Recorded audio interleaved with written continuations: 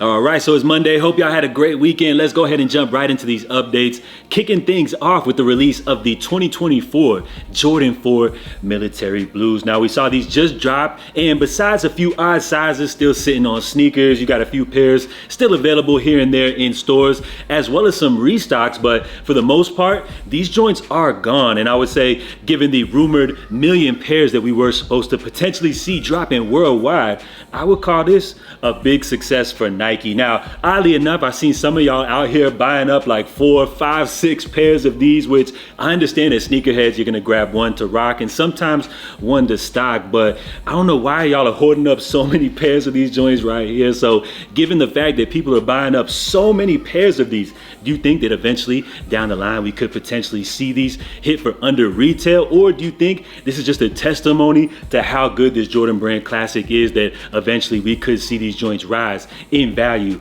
via the secondary market? I think this is a very interesting release to monitor, especially around the end of the year when people start to drop their sneaker of the year lists. And coming this week, we got Adidas teaming up with Bad Bunny once again on a release which they're calling The Last Campus, which according to the Adidas Confirmed app, The Last Campus is the latest and the last of the longtime Adidas staple, released just in time for Bad Bunny's Most Wanted tour. So The Last Campus features rich textile layering, bold block and contrast, and the playful lines that have defined the collaboration and Benito's own distinctive style. So these will be dropping coming up this Saturday, May the 11th. Retail is $160. These will be dropping in kids as well as infant sizes as well. And as far as Bad Bunny Adidas releases, I guess as far as these Last Campuses go, this is kind of what you could expect. It looks like they're leaning more into like those earth tone type of vibes, kind of like what Nike's doing right now with the Travis Scott Jordan 1 Low. The only difference is with those pairs, the demand is so crazy that they're selling out instantly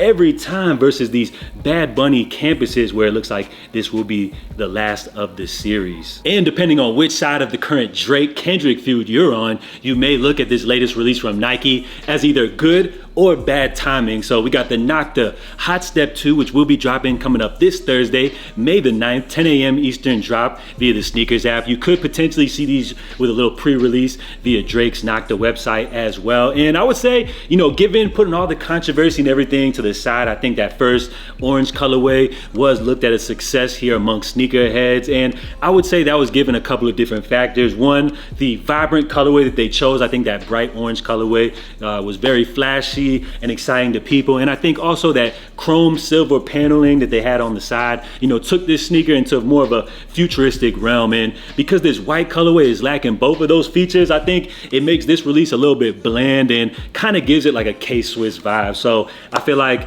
just like these recent Drake diss responses, I think maybe it would be time for Nike to possibly just hang it up on these Hot Step 2s. And Jordan Brand's gonna be following up the Military Blue 4s with this weekend's marquee Jordan Retro release in the Shadow Jordan 1 Low. So a great reinterpretation of the OG Jordan Brand Classic in low top form. So not too much to say about these right here. They will be dropping Saturday for $140. And I guess you could say this is a perfect way to kick off the summertime. So is it blasphemous to say that right now in the current state of sneakers, the Jordan 1 Low is a little more popular and in demand than the Jordan 1 High?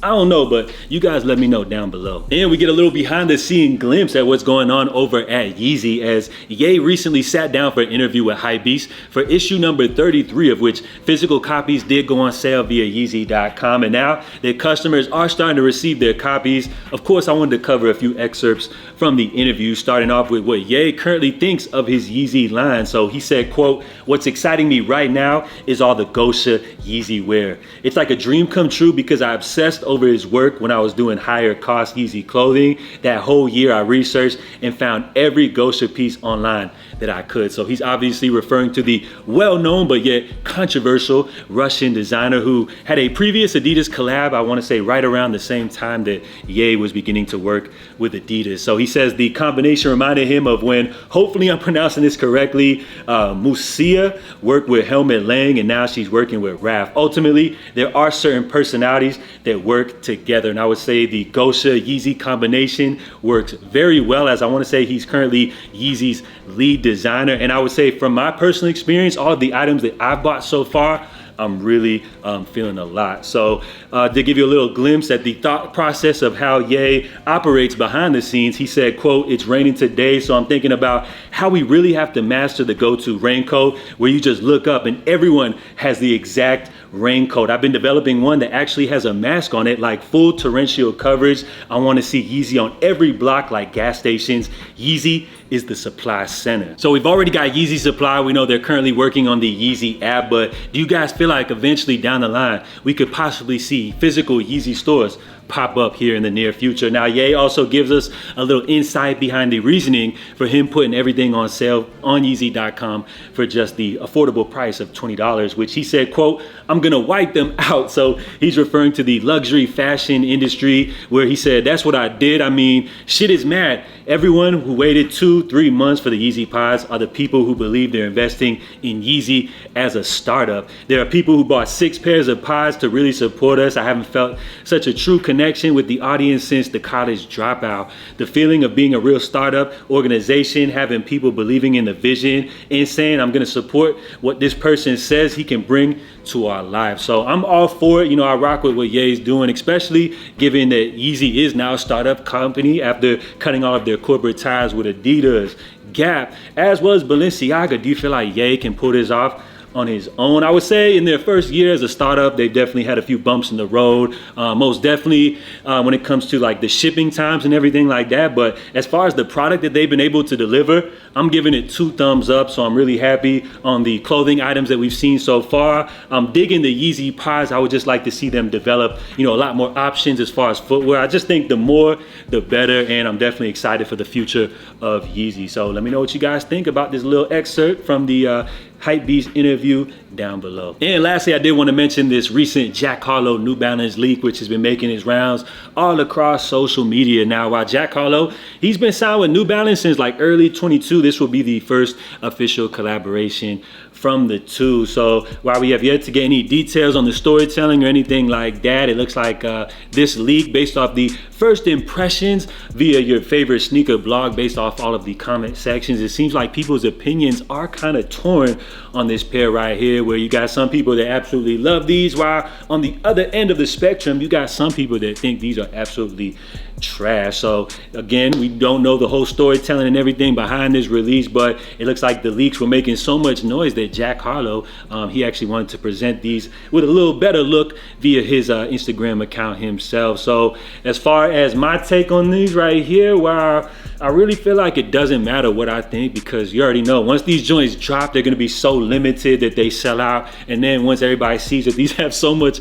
of a high resale value, people are gonna be loving them. They're gonna throw them on their sneaker of the year list and everything like that. But throw all the hype to the side and everything like that, if I had to just throw my 2 cents into this release, I would say that honestly, y'all, like, I'm really not feeling these like that. I'm not a fan of the floral print. I think it kind of takes us back to like those Karma Loop days where we were getting those ugly massive prints on everything. So not a fan of the print, not a fan of the color blocking or anything like that. And I'm kind of tired of the 1906R being overused with New Balance collaborations. I don't know, that's just my 2 cents. If you guys like these, I love them. So no release details yet, but be on the lookout for these joints dropping sometime this year. And then of course, before we bounce, I did want to mention the poll of the day, which I want to say I put up on Friday, simply just asking you guys if you think that the Yeezy Pods Ye's very first independent footwear release at least deserves consideration on your sneaker of the year list. I'm not saying the best shoe, but at least